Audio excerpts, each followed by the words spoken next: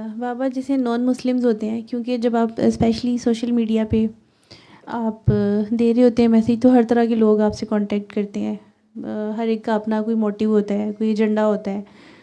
तो non Muslims की तरफ से इस तरह के क्वेश्चंस आते हैं, जैसे कि आप लोग 7 आसमानों पे तो यकीन करते हो कि 7 आसमान हैं, कुरान की 7 मंजिलें हैं, 7 रंग हैं, 7 सुर हैं, तो 7 जन्म क्यों नहीं हो सकते?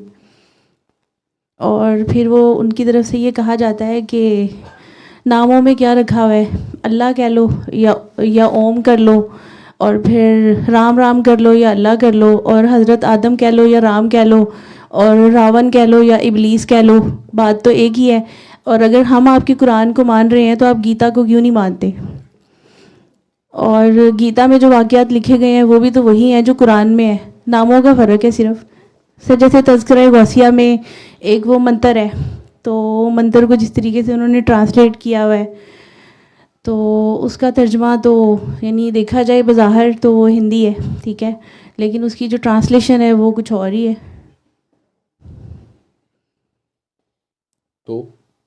तो सर इन सवालों का क्या जवाब दिया जाए? तो वो कहते हैं कि जी आप हमें तो इस बात पे क्वेश्चन करते हैं कि बुतों की पूजा करते हैं आप, तो आप जो खाना काबा को आपने अपना किबला बनाया हुआ है, तो वो भी तो एक 4 दीवारी है, तो पत्थरों से बनी हुई 4 दीवारी है, क्या है उसके अंदर ना, तो उसको क्यों सजदा करते हैं आप? और ये किसने कह दिया कि जो है वो अल्लाह का घर है? अल्लाह का घर तो दिल होता है, मोमन का दिल होता है अल्लाह का घर। तो फिर अगर दिल अल्लाह का घर होता है तो फिर काबा ही को क्यों किबला बनाया गया है, उसको क्यों सजदा करते हो? और अगर जाके एक पत्थर की 4 दीवारी को सजदा करते हो तो हम अगर किसी बुत को सजदा कर लें उसको खुदा मान के, तो हमें क्यों इल्ज़ाम दिया जाता है कि काफिर हो? थोड़ा सादा सा जवाब है इसका। तो नंबर 1 इस पॉइंट को क्लियर कर लें, या उन्हें भी क्लियर कर दें, उन्हें कहें कि आप बुत को खुदा मान के सजदा भी कर रहे हैं और उससे मांग रहे हैं, ठीक है। हम ना काबे को सजदा करते हैं, ना काबे को खुदा मानते हैं, ना काबे से मांगते हैं। काबा सिर्फ एक सिमत है, और उसका सबूत ये है कि हम सिर्फ काबे की दीवारों की तरफ मुंह नहीं करते, काबे को सजदा नहीं करते हैं। हम अगर काबे के अंदर सजदा करते हैं तो फिर हमारा मुंह बाहर की तरफ होता है। फिर वो जो क्यूबिक है, या वो जो डिब्बा है, या वो जो कोठा है काला, उसकी एक दीवार की तरफ हमारा मुंह है और बाहर को मुंह है हमारा, ठीक है। उस एक कमरे के अंदर जो लोग नमाज पढ़ते हैं उनका जिस दीवार की तरफ जिसका मुंह है, यानी उनका मुंह बाहर की तरफ होता है। तो हम काबे को सजदा नहीं कर रहे होते, हम उस एक सिमत को, चूँकि एक यूनिफॉर्मिटी रखने के लिए हमें हुक्म आ गया, तो हम उसकी तरफ सजदा कर रहे हैं, उस सिमत में। तो पूरी दुनिया के मुसलमान चारों तरफ से उस एक तरफ सजदा कर रहे हैं। वैसे इसको आप लोगों को, वैसे मैं कहूँगा जैसे ज्यूज़ की जो, वैसे ही समझाने के लिए आपको, ज्यूज़ की जो इबादत गाह होती है उसकी कितने दीवारें होती हैं? उसकी 8 दीवारें होती हैं डिफरेंट एंगल्स पे, ठीक है। क्या उसको बोलते हैं? ऑक्टागन बन गई ना 8वीं। तो 8 दीवारें होती हैं, तो उसका सरफेस एरिया बढ़ गया कि नहीं बढ़ गया? ठीक है। मुसलमानों की मस्जिद की होती तो दीवारें 4 ही हैं, लेकिन इनकी छत पे गुंबद बहुत बड़ा होता है, ठीक है। गुंबद का जो सरफेस एरिया वो पूरे आसमान से जो कुछ भी आ रहा है शायद उधर कन्वर्ज होता है, और जो भी रेडिएट होता है वो भी पूरे स्प्रेड करता है। तो इन चीज़ों में कोई हिकमत है, बस कर दी ख़त्म। ये बात वैसे ही आपको समझाने के लिए। अब वो बैतुल्ला का तो ऐसी शेप नहीं है, बैतुल्ला सिर्फ एक पॉइंट है, सेंटर, एक नुक्ता है। उस नुक्ते के ऊपर आप चारों तरफ से इकट्ठे हो रहे हैं, और उसके पीछे सफ़ें आपकी बढ़ती जा रही हैं, और टाइम के साथ भी आप उतना टाइम लेट भी होता जाएगा, डिस्टेंस जितना दूर होता जाएगा। लेकिन आप लाहौर में बैठे भी काबे ही की तरफ जब सजदा करें, आप उसी हरम में ही शामिल हैं, ठीक है। आप उधर ही नमाज़ पढ़ रहे हैं, लेकिन टाइम का डिफरेंस भी आ जाएगा, आपका डिस्टेंस आ गया, आपको नज़र नहीं आ रहा, लेकिन सेंटर पॉइंट वही है। लेकिन अगर आप उसके अंदर चले जाते हैं तो फिर आपका मुंह बाहर की तरफ हो गया, तो काबे को सजदा नहीं हो रहा, ना काबे से मांगा जा रहा है। काबा सिर्फ एक सिमत है, उसे अल्लाह का घर इसलिए कहा जा रहा है कि वो अल्लाह के नाम पे पहला घर बना, ठीक है। इब्राहीम अलैहिस्सलाम को हुक्म हुआ, और वैसे हमारी किताब के मुताबिक वहीं पे पहले काबातुल्लाह था, फिर वो आसमानों की तरफ उठाया गया, पानी के ऊपर अर्श था, वो सारी बात है। जहाँ तक उनकी किताब को मानना और ना मानने की बात है, तो उन्हें कहें कि जी हमें 4 इल्हामी किताबों का पता है, आप कह रहे हैं हमारे भी वही लिखा हुआ है, आप कह रहे हैं कि थोड़ा से फ़र्क है, बाकी जो है वो हमारा और आपकी उसमें भी वही आदम अलैहिस्सलाम की, या वो सिर्फ आदम को राम कह लिया या कुछ कह लिया या कुछ कह लिया। इन सारी बातों के जवाब मेरे ख्याल जाकिर नाइक साहब ने ठीक ठाक दिए हुए हैं, बार बार दिए हुए हैं, ठीक है, क्योंकि वहाँ पे वो रहते थे, वहाँ उन्हें ये क्वेश्चंस फेस करने पड़ते थे, उसका आंसर्स भी वो देते रहे हैं। लेकिन आप इस मजहबी बहस में जाएं ना, आप मज़हब तो दे ही नहीं रहे किसी को, आप तो एक तरीका इलाज दे रहे हैं, ठीक है। उन्हें कहें भाई आपका दिल मानता है कर लें, नहीं मानता ना करें, मैं बहस नहीं कर रही आपसे, एक चीज़। दूसरा, आप भी अगर उससे जो भी कहते हैं अच्छी बात है, हम नहीं कहते कि आपका अल्लाह कुछ छोटा है, बनाने वाला सबका एक ही है और सबके अंदर सॉफ्टवेयर भी एक ही है, तो आपके अंदर की आवाज़ तो वही है। लेकिन हमारे घरों वाले, हमारे माँ बाप, हमारा मुआशरा हमें बना देता है, कोई हिंदू, कोई सिख, कोई मुसलमान, अल्लाह खुद कह रहा है, ठीक। तो कोई नहीं, आपकी जो भी बातें हैं जो भी ठीक हैं, आपका जो बड़े, उससे मैंने पूछा क्यों ले रहे हो, उसने कहा एक तो ये अपनी माँ की खिदमत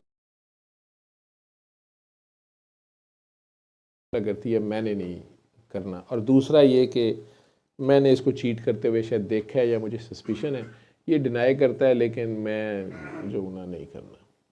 खैर उनकी सुलह कराने की, हमारे पुराने कुलीग थे साथ काम, सुलह कराने की भी कोशिश की, नहीं हुई, डाइवोर्स पे आ गए। डाइवोर्स पे आने के बाद उस लड़के ने शादी की किसी मुस्लिम से और मुसलमान हुआ। तो अब वो लड़की स्पेशली मेरे पास आई जो उसकी पहली बीवी थी, अब मुझे कहने लगी कि ये झूठा मुसलमान बना है, ये दोनों जो हैं इन्होंने शादी कोर्ट में जाके की है कि हम मुसलमान हैं, ठीक है, लेकिन ये मुसलमान हैं नहीं, ठीक। मैंने कहा जी मुझे तो उन्होंने बताया भी नहीं कि वो मुसलमान है, उन्होंने शादी कर ली है, तो अगर वो झूठे बने हैं सच्चे बने हैं ये जाने, अल्लाह जाने, आप को कैसे लगा कि ये झूठे हैं। तो उसने हंस के कहा कि डॉक्टर साहब असल में आपको नहीं हमारे रिलीजन का पता, हम शायद कैथोलिक थे शायद वो। तो उसने कहा कि हमारे रिलीजन में दोबारा शादी नहीं हो सकती, डाइवोर्स तो हो सकती है, दोबारा शादी नहीं हो सकती, ना मैं अब सारी ज़िंदगी शादी कर सकती हूँ ना ये कर सकता है, ठीक है। तो अब चूंकि ये शादी दोबारा नहीं कर सकता, तो वो लड़की और इसका चक्कर था, मुझे पहले ही पता था, तो अब इन्होंने कोर्ट में जाके अपने आप को मुसलमान साबित किया और मुसलमान होने के बाद इन्होंने शादी कर ली है, तो मुस्लिम लॉ के तहत ये शादी कर सकते हैं, ठीक है। मुसलमानों की तो याशी है ना कि एक वक्त में भी 4-4 शादियाँ, उनकी ये है कि डाइवोर्स के बाद शादी नहीं। और मैंने उसे ये कहा, मैंने कहा मुझे ये बताओ कि इसने क्यों मज़हब चेंज किया, कहती शादी करने के लिए। तो मैंने कहा इसका मतलब है इसका बेसिक इंस्टिंक्ट है शादी इसकी ज़रूरत है, नहीं करेगा तो ये गलत काम करेगा, ठीक है। मैंने उनसे पूछा, मैं कह जी आपके मज़हब में ज़ना जायज़ है, शादी के बगैर ही जो है लड़का लड़की आपस में कुछ भी ताल्लुकात बना लेने का? नहीं नहीं नहीं नहीं, ये फॉर्निकेशन है, ये लोगों ने अभी मशहूर कर दिया कंसेंट के साथ, ये नहीं नहीं नहीं हमारे रिलीजन बहुत सख्त है, इसमें तो बिल्कुल इजाज़त नहीं है। मैं कह जी बिल्कुल इजाज़त नहीं है, तो फिर मुझे लगता है कि ये अल्लाह का मज़हब नहीं है, ये अल्लाह ने नहीं कहा होगा कि दोबारा शादी नहीं करनी। इसमें कहीं बाद में जो है ना मौलवियों ने, आपके मौलवियों ने या आपके पादरियों ने जो रहबानियत प्रमोट करते थे कि शादी करो ही ना, अल्लाह के नाम पे बैठ जाओ, नन बन जाओ, पादरी बन जाओ, उन्होंने किते बना लिया कि जे तलाक लोगे फिर तो करनी ही नहीं ना, आ जाओ इधर, ठीक है। को पादरी उन दिनों नहीं आ रहे होंगे, राहब नहीं आ रहे होंगे, मैंने वैसे उनसे बात हो रही थी, उनकी ओपन डिस्कशन उनसे होती थी, तो मैंने कहा जी हो सकता है किसी ने बीच में डाल दी कि जी अब दोबारा शादी नहीं हो सकती, अब नन नहीं बनना पड़ेगा, अब पादरी। तो मैंने कहा मुझे ये बताएं कि अगर ये रिलीजन कंप्लीट यहाँ पे होता, अल्लाह का रिलीजन तो ऐसे नहीं हो सकता कि वो आपको नेचर से ही रोक दे, तो ये मुझे लग रहा है कि उन्हें ज़रूरत पड़ गई ना इस रिलीजन की, ठीक। वो आई तो मुझे शिकायत लगानी थी, वो फिर कहती है अच्छा मैं सोचूंगी, बात तो आपकी ठीक है कि ऐसा क्यों है। मैं क्या आप अपने ऊपर सोचिएगा, आप कितनी देर जबर कर सकती हैं। मुझे पता है आप पास्टर हैं तो आप गलत तो नहीं करेंगी, लेकिन फिर या तो आप नन बनेंगी, ठीक है, और या फिर बड़ी बात है आपका दर्जा हो जाए, लेकिन अल्लाह ने आपसे डिमांड नहीं की आप ज़बरदस्ती अपने पर पाबंदी लगा लें, अच्छी बात है, लेकिन आप करना चाहें तो आप कर भी सकती हैं, लेकिन आपको रिलीजन इजाज़त नहीं दे रहा, तो फिर आपको रिलीजन चेंज करना पड़ेगा। इसी तरह ईसाइयत किस तरह दूसरे भी जितने रिलीजन है, हिंदुज़म में भी जो भी उनके बिलीव्स हैं, मैं उसके ऊपर नहीं बात करता, मैं नहीं कहता, लेकिन अगर वो आपसे आर्गूमेंट करते हैं, अगर वो आपसे बात करते हैं, तो उन्हें कह दो कि यार मैं मजहबी बहस आपसे कर नहीं रहे हैं, ठीक है। जो आप बात कर रही हैं कि वो उसने तज़किरा गौसिया में उन्होंने कोई मंत्र शो किया हुआ है और वो मंत्र की ट्रांसलेशन लिखी हुई है, तो है वो हमदी है या तौहीद है, लेकिन उससे उनका काम भी हो रहा था। असल चीज़ ये है कि काम होना क्राइटेरिया नहीं है, ये तो मैं भी आप लोगों को बार बार कहता हूँ, क्योंकि एक साइंटिस्ट है, एटॉमिक साइंटिस्ट है, इंडिया का एटॉमिक साइंटिस्ट है, एक तो मुसलमान थे ना, बाकी तो नॉन मुस्लिम्स थे, वो खुद अपने हाथ की बनाई हुई एक बुत को है वो सुबह सुबह रख के तो उसके आगे प्रार्थना करके उससे मांग रहा है, उसे मिलता ही है ना, वो दोबारा मांगता है ना, उसका मसला हल हो तो उसने क्यों जाना है वहाँ पे, ठीक है।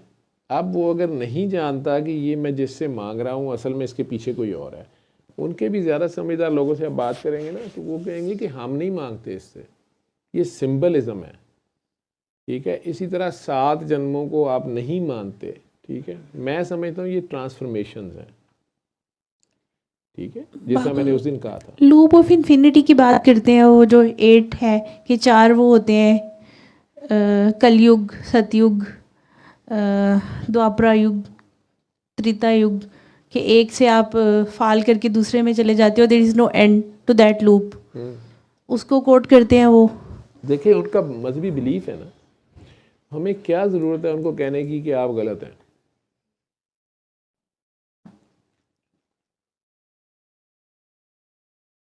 आपके अगर आप सूरज हैं, अगर आपके पास रोशनी है तो आपको दलील देने की ज़रूरत ही नहीं है, आप खुद आपकी आपकी मौजूदगी दलील है। इसी तरह एक सैयद है, उस सैयद का कैरेक्टर ही उसका इंट्रोडक्शन है। मुझे ये जितने पुराने लोग हैं ये कई बार कहते हैं कि सर आपको कैसे अचानक पता चल जाता है, आप अचानक उसे कहते हो तुम सैयद हो, ठीक है, आपको कैसे पता चलता है? मुझे उसके बैठने से, उसके उसके जेस्चर से, उसके अदब से पता चलता है, उसकी आँख से पता चलता है, ठीक है। कई ऐसे माशाल्लाह वेल ग्रूम्ड या ऐसे वेल ट्रेंड बच्चे या बच्चियाँ होते हैं, तो वो नज़र आ जाता है कि यार ये बड़े घर का है, तो मैं पूछ लेता,